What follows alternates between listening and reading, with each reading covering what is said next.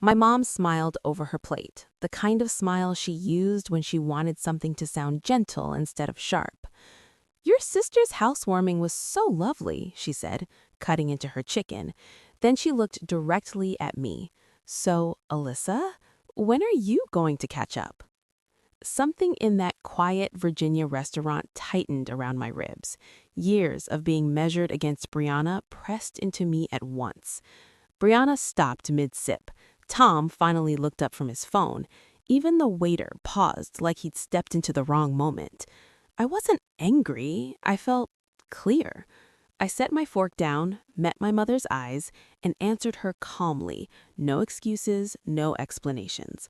What I said next wasn't cruel, it wasn't loud, but it changed the way my family looked at me forever. My name is Alyssa. I'm 31 now, and for most of my life, I was the daughter who needed more time to figure things out, more time to grow up, more time to become someone Michelle could brag about without clearing her throat first. From the outside, my family looked fine. A comfortable home in Northern Virginia, holidays that looked perfect in photos, a mom who loved talking about family values. But inside those walls, there was always a quiet ranking system, and I learned my place early. Brianna, 2 years older, was effortlessly impressive. Good grades, big personality, teachers adored her, friends everywhere. My mom talked about her like she was evidence of good parenting. I was the quieter one, the girl who read in her room, the one whose achievements were mentioned only in passing. After my parents split, Michelle remarried. Tom came with easy opinions and a talent for staying neutral, which in our house really meant staying silent. He didn't create the favoritism, but he never challenged it. At dinner, Brianna's stories got applause. Mine got nods. I worked my way through school alone, took jobs I didn't love so I could afford the life I wanted later. I didn't announce my plans. I'd learned early that speaking too soon just gave someone permission to decide I wasn't there yet. By the time I met Evan, I was exhausted from performing progress. He was calm in ways that felt unfamiliar. He listened without correcting me. He didn't ask when I would catch up because to him, I already had. We built a life that made sense to us. A small townhouse in Richmond, nothing fancy, but the kind of place where sunlight felt warm instead of judgmental. A kitchen that always smelled like coffee. Quiet mornings, evenings without commentary. When we hosted our housewarming, it wasn't extravagant, but it was ours. Friends showed up, people who knew me without needing a resume, and I didn't invite my family. Not out of punishment, I just wanted one thing in my life that didn't feel like an audition. Of course, Michelle noticed eventually, and when she did, the questions began. At first, they sounded curious. "So, where exactly is your place?" she asked casually. "Oh, that neighborhood?" she added, like she was filling in an implication I hadn't invited. I kept my answers short, neutral. The more neutral I became, the more irritated she seemed. Brianna was different. She texted late at night asking for photos of the kitchen, the living room, whether we planned to renovate, whether we had a yard. Every question felt like a measuring tape stretched between us. Then one afternoon, Evan and I ran into Kyle at a grocery store near our place. His shoulders sagged under a weight that wasn't physical. His smile was slow, and when Brianna's house came up, his voice faltered. "It's a lot," he said quietly. "Bills, upkeep, payments add up faster than you think." He didn't elaborate, but he didn't have to. After that, Michelle's calls shifted. She stopped asking about my house. She started talking about Brianna's stress, about how hard things had become. Then she said it. "You're doing well now, better than we expected, honestly."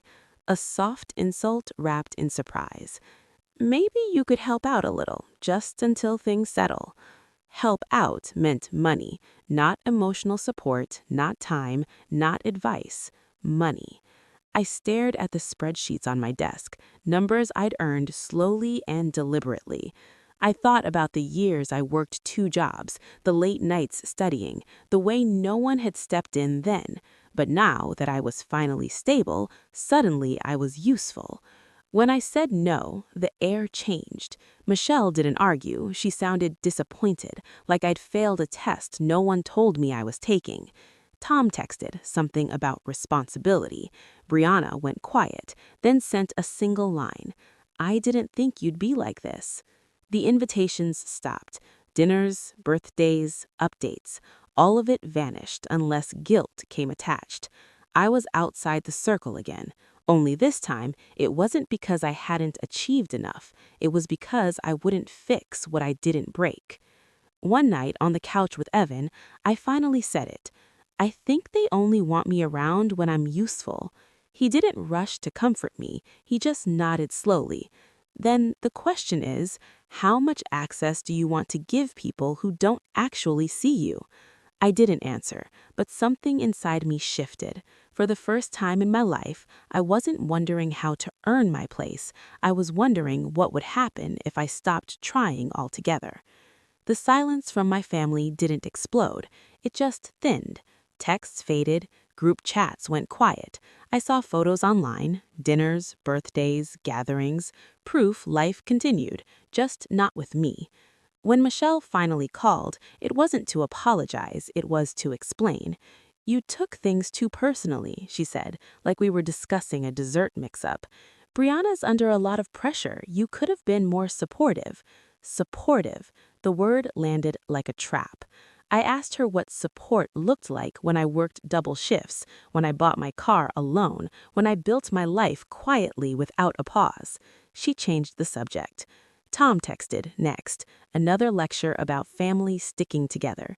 He didn't mention how quickly that family evaporated when money wasn't on the table. Brianna called days later, her voice sharp, then trembling. She talked about stress, expectations, embarrassment. Then she whispered, "I just thought you'd understand." And something inside me broke, clean, quiet.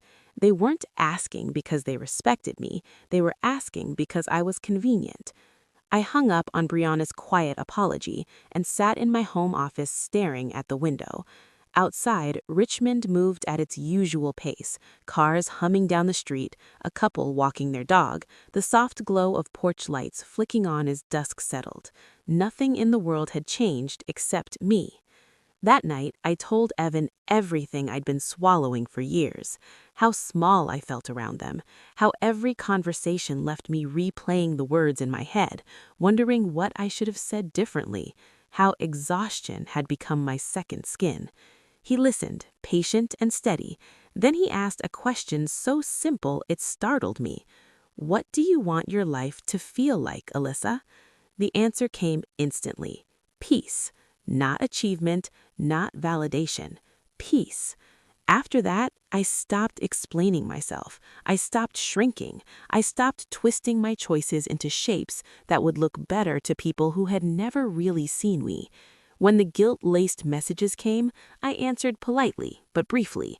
When invitations didn't come, I didn't ask why. I filled my calendar with people who showed up without conditions. It wasn't revenge. It wasn't punishment. It was a boundary. And boundaries don't need announcements. They simply change what you're willing to tolerate. A few weeks later, Michelle called with an invitation. Brianna's birthday dinner. A nice place, she emphasized. Just family. I said yes before I could overthink it. Not because I wanted back in, but because I needed to see what would happen when I no longer played the role they expected. The restaurant was exactly the type Michelle chose when she wanted something to feel important. Low lighting, white tablecloths, glassware polished so precisely it reflected your face back at you whether you wanted to see it or not. Brianna was already seated when Evan and I arrived. She looked flawless in the way that requires effort. Hair perfect, makeup perfect, posture perfect.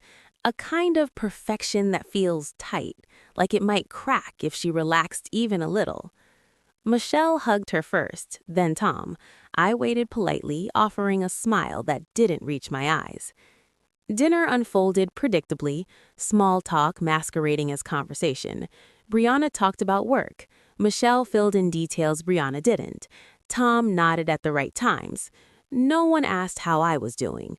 I watched Michelle cut into her food, savoring it like she was savoring the moment.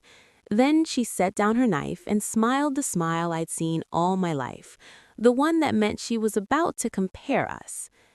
Brianna's housewarming was so lovely, she said warmly. Everyone's still talking about it. Brianna glowed. Tom murmured something approving. Then Michelle turned to me. So, she asked lightly, tilting her head, when are you going to catch up? The words landed clean and sharp. Not cruel, just deeply assumed. For a moment, everything slowed. The clinking of glasses, the low murmur of nearby conversations, the warm weight of the fork in my hand. Every past comment echoed. Every almost, every maybe next time, every you'll get there. I set my fork down, not abruptly, just finally.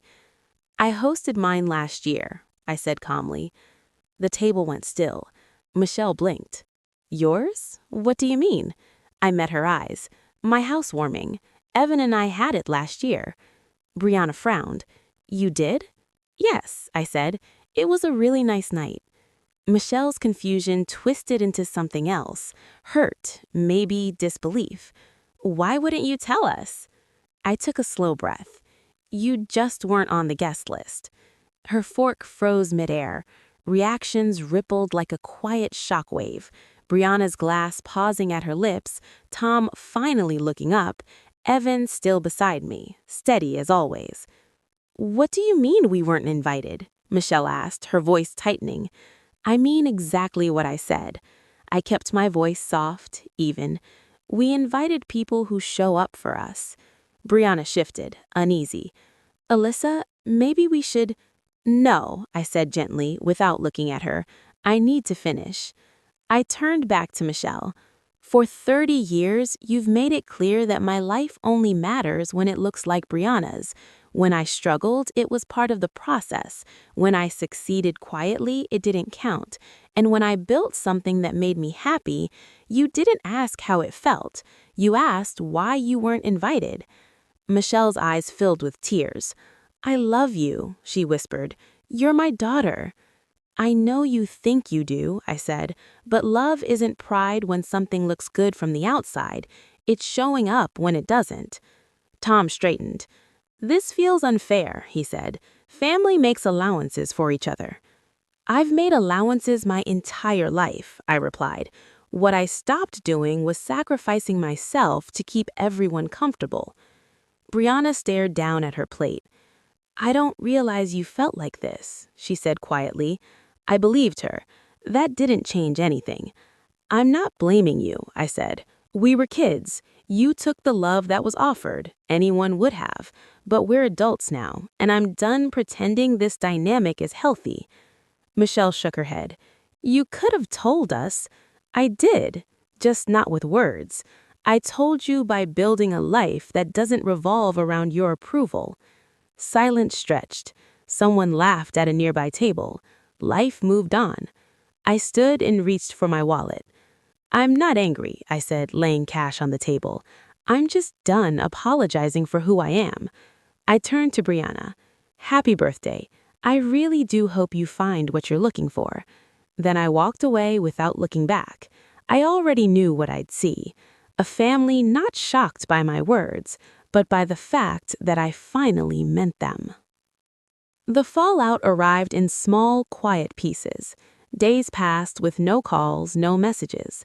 The silence felt different, not sharp or punishing, just empty. And for the first time, the emptiness didn't frighten me. Brianna was the first to surface, not to argue, not to accuse, just a short text.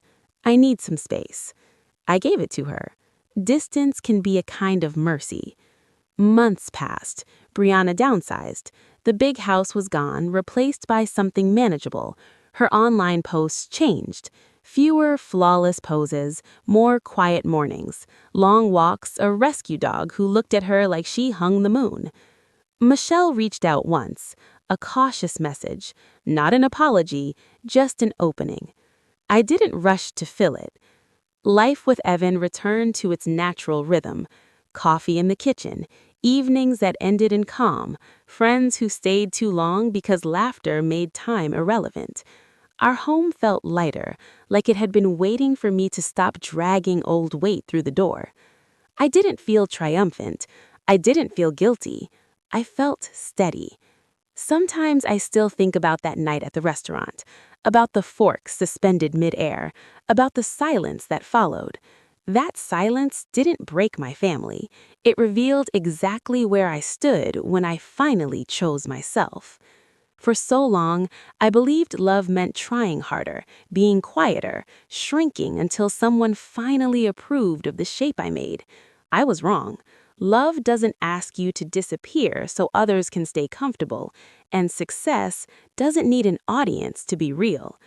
If any part of this felt familiar, if you've ever been compared, overlooked, or treated like you were always behind, you're not behind, you're not lacking, you're not late. You're just done running someone else's race. If this story resonated, don't forget to like the video, subscribe to the channel, share it with someone who needs to hear it, and comment your perspective or the lesson you're taking with you today.